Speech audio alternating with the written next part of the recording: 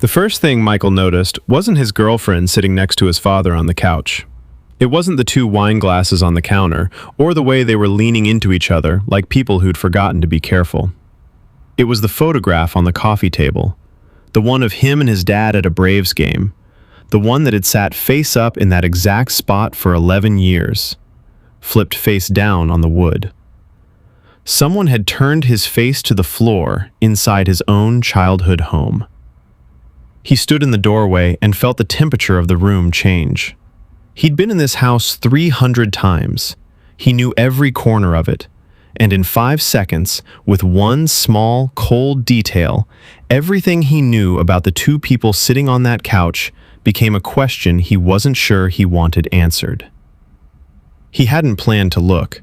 He told himself he never would. But Jess had left her phone unlocked on the counter at 7 in the morning while she showered, and he'd glanced at it the way you glance at a clock, automatic, innocent. And his father's name was right there in the notification bar. 3 words visible before the screen went dark. "I'll be home." He stood over the coffee maker for 10 seconds. Then he picked up the phone. What he found wasn't an explosion. It was quieter than that, and far more devastating. 41 messages stretching back months, warm and familiar in a way that required no interpretation. The kind of warm that only comes from time and closeness and something shared. He kept scrolling and scrolling until his coffee went cold and his hands went still. The first message in the thread wasn't from 3 months ago. It was from 2 years ago, 4 months before Michael and Jess had ever met. "Good running into you today. Robert, by the way. Pretty sure we park in the same garage."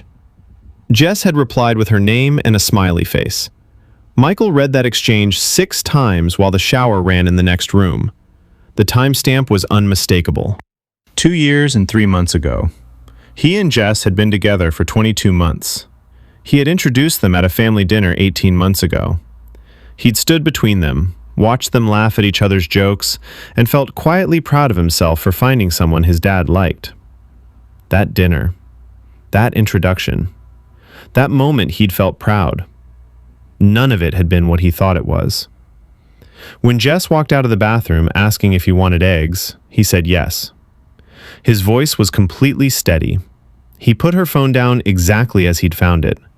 He had no idea how he did that, how a person absorbs something that enormous and keeps standing upright, asking if she wants toast, acting like the floor hasn't just dropped away beneath him. He spent the entire day smiling at a woman he no longer recognized. That night, he couldn't sleep. Not because of how long or even why. The question that destroyed him was simpler and far more corrosive than either of those. Why me? She had known his father before she knew him. Everything he'd believed about how they met now had a completely different shape. The happy hour, her laughing across the room, him walking over, feeling something like gravity. He'd told his dad about it that same week, the way he told his dad everything. "I met someone. You'd like her." His father's response, "Bring her around sometime." Lying in the dark, Michael replayed his father's face when he'd said that. He couldn't find anything wrong in it, but he couldn't stop the thought forming, quiet at first, then impossible to unhear. His father had known her name for 4 months before Michael ever mentioned meeting someone. And when Michael described her, Robert Harlan had said, "Bring her around," without a single beat of hesitation. Had his father known exactly who he was talking about? The next morning, Michael started looking backward, and what he found made his stomach turn. Tuesday afternoons, Jess unavailable, vaguely explained. Sunday mornings, where she needed just a couple of hours. You don't mind. He'd never minded. He'd called it healthy. He'd respected it. Then there was the cologne. His father's cologne. One Michael had given him for Christmas. He'd smelled it on Jess twice, filed it under department store sample, and closed that file without ever opening it again. The mind is remarkable at folding away what it isn't ready to look at. And then Dana. 3 weeks ago, Jess's closest friend had told Michael she hadn't seen Jess in over a month. Jess had told him she was at Dana's that Tuesday. He'd assumed miscommunication. He'd never once considered that Jess had stopped needing convincing cover stories, because by that point, Michael wasn't checking. He had trusted her so completely that she'd stopped needing to try. His father's birthday was 2 days away. The gift, a watch Michael had spent 3 weeks tracking down because his dad had admired it once in a store window and Michael had quietly memorized the brand, was wrapped in blue paper on the kitchen counter. Saturday morning, he knocked over Jess's work folder reaching for a pen. Papers scattered. He knelt to collect them, and tucked between 2 freelance invoices was a small, handwritten note on plain paper. No envelope. 4 words. No signature. Whatever you decide, I understand. He recognized the handwriting immediately.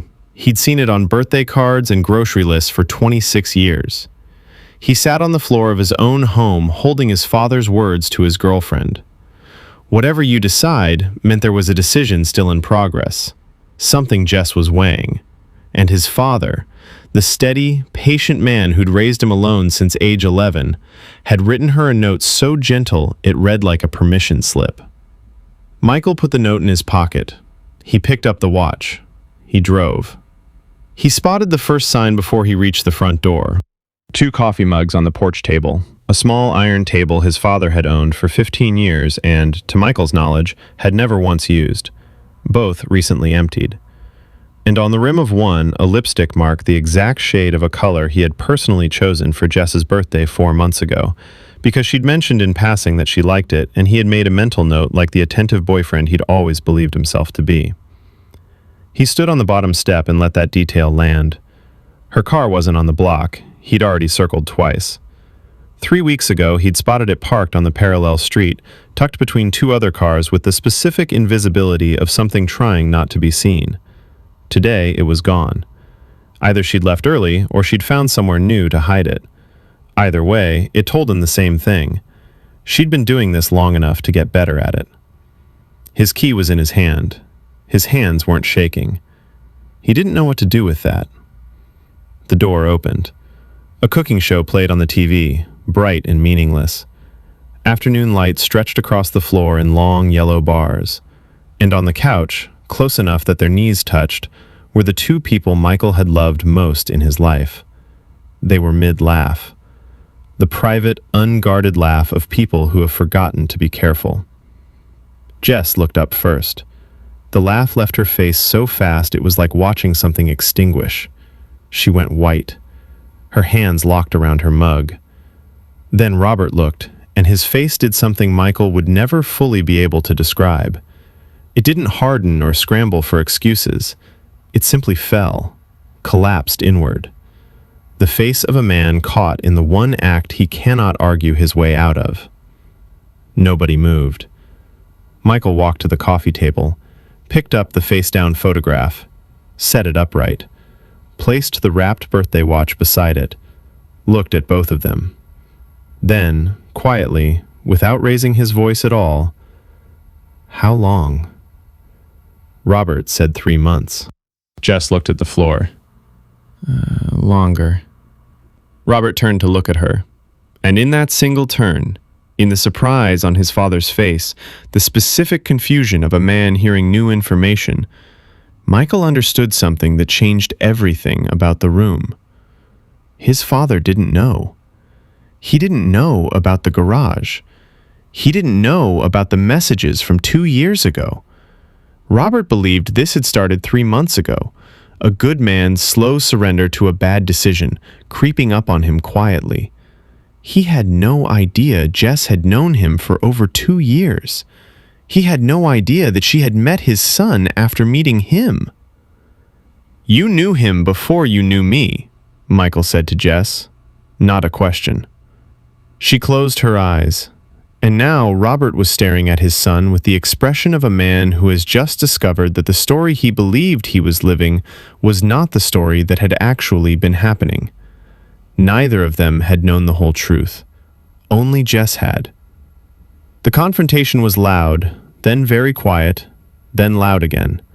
At some point, Jess stopped crying and started talking, And what she said next was the thing that would take Michael the longest to stop thinking about. She hadn't targeted him. She needed him to understand that. She'd met Robert in the parking garage. Coffee, twice. It had been almost something, then she'd pulled back, and it had never gone anywhere. She genuinely let it go. 8 months later, she went to a company happy hour for her own reasons, and she saw Michael across the room before he saw her. She recognized him, not from a photo, from a description.